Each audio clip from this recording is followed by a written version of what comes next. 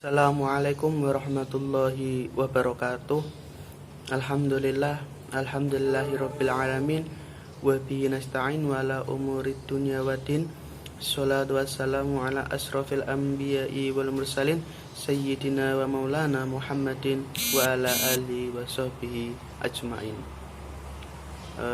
Yang terhormat Ibu Musta'anah Saniyah selaku dosen pengampu mata kurikulum psikologi perkembangan, dan tak lupa pada teman-teman yang saya banggakan. Baik, di sini kami dari kelompok 7 ingin membahas tentang belajar. Nah, mungkin dari teman-teman semua sudah enggak asing apa itu belajar. Tapi apakah teman-teman tahu semua apa itu belajar?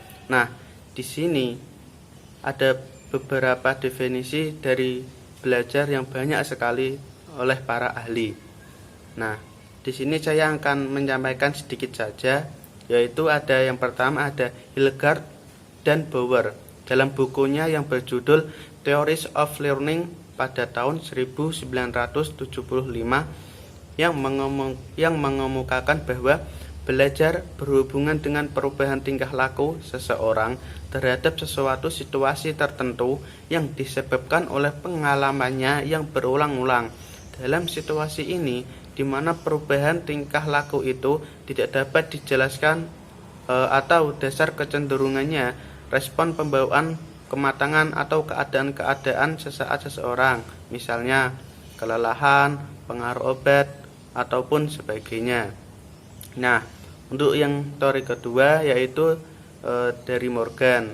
Nah, menurut beliau dalam bukunya yang berjudul Introduction to Psychology pada tahun 1978 menyatakan bahwa belajar adalah setiap perubahan yang relatif menetap dalam tingkah laku yang terjadi sebagai suatu hasil dari latihan atau pengalaman.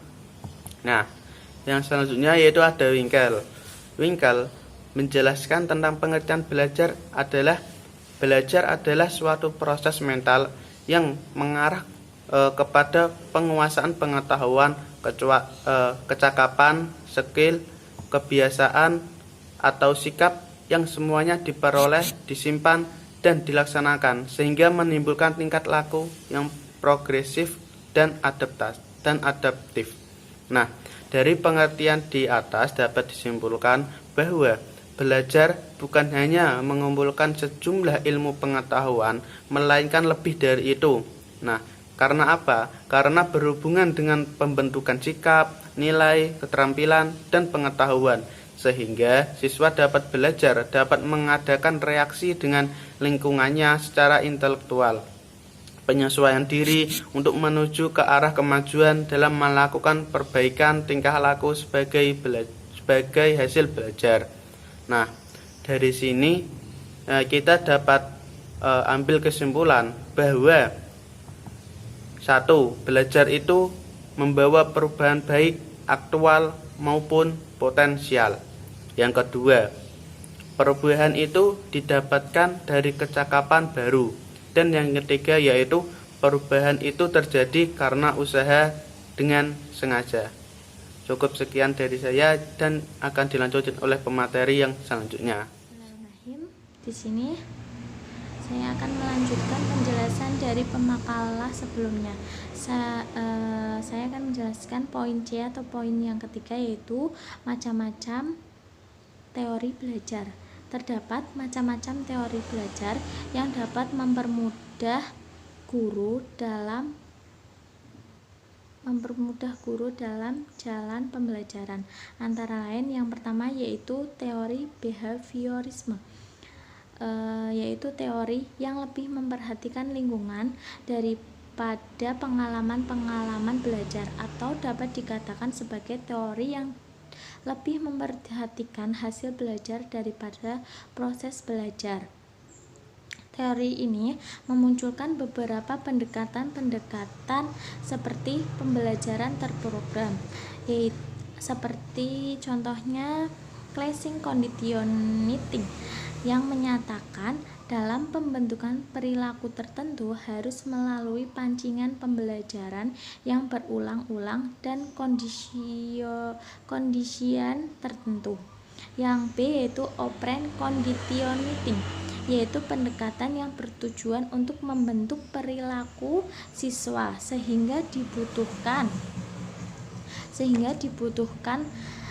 reward atau penghargaan pada puncak pembentukan perilaku, sehingga kejadian atau penghargaan itu bisa memotivasi siswa untuk lebih giat dalam mengikuti pembelajaran dan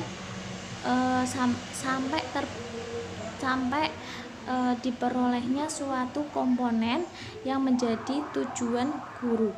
Yang kedua, teori belajar kognitif, yaitu teori ini muncul karena keterbatasan teori behaviorisme yang bertujuan menjelaskan aktivitas atau tingkah laku manusia. Teori ini juga menjelaskan bahwa belajar adalah proses yang terjadi di dalam pikiran dan tidak bisa diamati.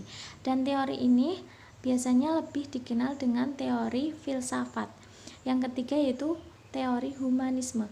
Dari kata human, kita sudah mengerti bahwa teori ini sangat berhubungan dengan manusia,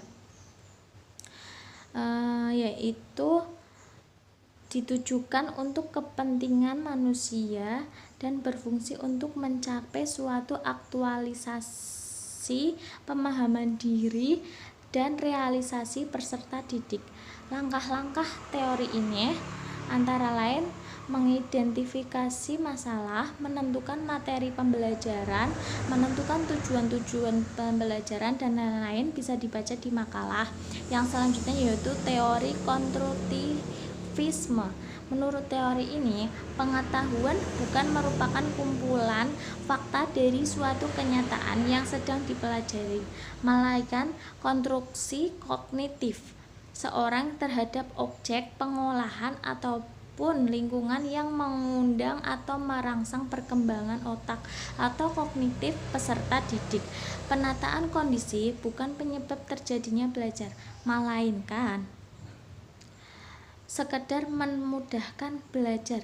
Keaktifan dan kemandirian dalam teori ini sangat dibutuhkan oleh peserta didik.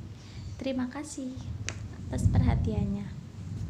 Batasan teori behaviorisme yang bertujuan menjelaskan aktivitas atau tingkah laku manusia. Teori ini juga menjelaskan bahwa belajar adalah proses yang terjadi di dalam pikiran dan tidak bisa diamati. Dan teori ini biasanya lebih dikenal dengan teori filsafat. Yang ketiga yaitu teori humanisme. Dari kata human, kita sudah mengerti bahwa teori ini sangat berhubungan dengan manusia, yaitu ditujukan untuk kepentingan manusia dan berfungsi untuk mencapai suatu aktualisasi pemahaman diri dan realisasi peserta didik. Langkah-langkah teori ini antara lain mengidentifikasi masalah, menentukan materi pembelajaran, menentukan tujuan-tujuan pembelajaran, dan lain-lain. Bisa dibaca di makalah. Yang selanjutnya yaitu teori konstruktivisme. Menurut teori ini, pengetahuan bukan merupakan kumpulan fakta dari suatu kenyataan yang sedang dipelajari, melainkan konstruksi kognitif seorang terhadap objek pengolahan ataupun lingkungan yang mengundang atau merangsang perkembangan otak atau kognitif peserta didik. Penataan kondisi bukan penyebab terjadinya belajar, melainkan sekedar memudahkan belajar. Keaktifan dan kemandirian dalam teori ini sangat dibutuhkan oleh peserta didik. Terima kasih atas perhatiannya. Assalamualaikum warahmatullahi wabarakatuh. Toyib, mubasyaratan, saya Laila Alfi Syahriani. Saya di sini akan menjelaskan mengenai faktor-faktor yang mempengaruhi belajar seorang siswa. Faktor-faktor yang mempengaruhi belajar siswa itu digolongkan menjadi dua, yaitu ada faktor internal dan juga faktor eksternal. Faktor internal yaitu faktor yang berasal dari dalam diri seorang siswa. Adapun faktor eksternal yaitu faktor yang berasal dari luar diri seorang siswa. Faktor internal dibagi menjadi tiga, yaitu ada faktor jasmani, ada faktor psikologis, dan juga faktor kelelahan. Faktor jasmani, di mana faktor ini berhubungan dengan kondisi tubuh seorang siswa. Di antaranya ada faktor kesehatan dan juga faktor cacat tubuh. Faktor kesehatan sangat berpengaruh terhadap keberhasilan anak dalam belajar. Karena jika kesehatan seorang anak itu terganggu, maka proses belajarnya pun akan ikut terganggu. Nah, agar anak itu dapat belajar dengan baik, haruslah mengusahakan kondisi kesehatan anak itu terjamin dengan cara mengatur pola hidup, seperti mengatur waktu istirahat, mengatur waktu pola makan, dan juga mengatur waktunya belajar. Kemudian yang kedua ada faktor cacat tubuh. Jelas sekali bahwa faktor ini sangat mempengaruhi keberhasilan siswa dalam belajar. Mengapa demikian? Karena jika seorang siswa mempunyai keterbatasan atau mempunyai cacat tubuh seperti buta, tuli, ataupun lumpuh, maka ini dapat mengganggu proses belajar. Jika hal ini terjadi, maka anak itu bisa ditempatkan di lembaga yang khusus dengan tujuan untuk mendapatkan alat bantu dalam proses pembelajarannya nanti. Seperti itu. Nah, kemudian faktor yang kedua yaitu ada faktor psikologis. Faktor psikologis yaitu faktor di mana berhubungan dengan mental dan juga perilaku seorang siswa. Nah, ini faktor psikologis dibagi menjadi 7, diantaranya ada intelijensi, kemudian ada perhatian, kemudian ada minat, ada bakat, kemudian ada motivasi, ada kematangan, dan juga ada kesiapan. Yang pertama yaitu ada intelijensi, atau yang sering kita dengar dengan EQ. Intelijensi merupakan kemampuan siswa untuk mencapai prestasinya di sekolah. Dan ini sangat berpengaruh terhadap keberhasilan siswa dalam belajar. Tinggi rendahnya EQ itu dapat berhubungan dengan keberhasilan siswa dalam belajar. Namun, tidak demikian mentolak ukurkan bahwa tingginya EQ seorang siswa itu dapat menjamin keberhasilan. Tetap harus didukung dengan faktor-faktor yang lain. Kemudian yang kedua yaitu perhatian. Siswa harus mempunyai perhatian yang besar terhadap sesuatu yang akan dipelajarinya. Jika seorang siswa itu tidak perhatian terhadap sesuatu yang dipelajarinya, maka ia akan cepat bosan, cepat lelah, dan tidak semangat. Seperti itu. Jadi ini sangat berpengaruh dan sangat dibutuhkan dalam proses belajar. Kemudian yang ketiga yaitu ada minat. Pengaruh besar terhadap keberhasilan siswa dalam belajar. Siswa harus mempunyai minat atau daya tarik terhadap sesuatu yang akan dipelajarinya. Dan ini sangat berpengaruh sekali. Kemudian yang keempat yaitu ada bakat. Selain kecerdasan tadi, bakat juga sangat berpengaruh terhadap keberhasilan siswa dalam belajar. Dan belajar sesuai dengan bagian yang pas dengan bakatnya, maka kemungkinan besar akan mempengaruhi keberhasilan siswa dalam belajar sendiri. Gitu. Nah, kemudian selanjutnya ada motivasi. Banyak riset mengemukakan bahwa tingginya motivasi siswa dalam belajar berhubungan dengan tinggi prestasi siswa. Nah, ini berarti bahwa motivasi itu sangat berpengaruh sekali dalam belajar. Yang keenam yaitu ada kematangan. Belajar akan lebih berhasil jika seorang siswa itu sudah siap untuk melaksanakan proses belajar. Nah, maka dari itu, kematangan ini sangat berpengaruh dan sangat dibutuhkan dalam keberhasilan belajar siswa. Kemudian yang terakhir ada kesiapan. Kesiapan di sini berarti kesediaan seorang siswa untuk merespon dan juga berinteraksi dalam proses belajar. Hampir mirip dengan kematangan tadi. Baik, kemudian ada faktor kelelahan.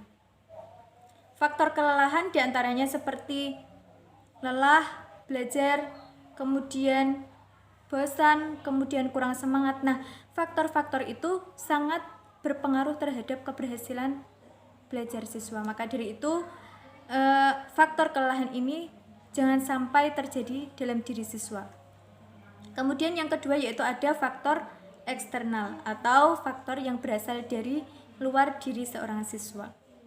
Di antaranya ada faktor yang berasal dari orang tua, ada faktor yang berasal dari sekolahan, dan juga faktor yang berasal dari masyarakat.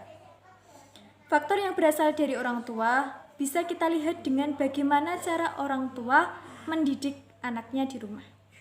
Kemudian kita lihat dari bagaimana suasana rumahnya, kemudian bagaimana kondisi ekonominya. Nah, ini juga sangat mempengaruhi keberhasilan belajar siswa. Kemudian yang kedua adalah ada faktor yang berasal dari sekolah. Salah satunya yaitu guru. Nah, ini dilihat bagaimana cara guru itu berinteraksi terhadap siswanya dan juga bagaimana guru itu memperhatikan keterampilan anak dalam proses belajar. Kemudian yang ketiga yaitu ada faktor yang berasal dari masyarakat. Bentuk kehidupan masyarakat termasuk teman bergaul ini sangat berpengaruh besar terhadap keberhasilan belajar siswa. Karena ketika kehidupan masyarakatnya itu buruk, maka kemungkinan proses belajar dan juga hasil belajar siswa itu juga akan terpengaruh. Nah, seperti itu. Dan juga sebaliknya, jika kehidupan masyarakatnya itu baik, maka kemungkinan akan berpengaruh baik juga terhadap keberhasilan siswa dalam belajar. Itulah tadi beberapa faktor yang mempengaruhi belajar siswa. Thayyib, kafaitu minni, syukran katsiran ala husni ihtimamikum wal afu minkum. Wassalamualaikum warahmatullahi wabarakatuh.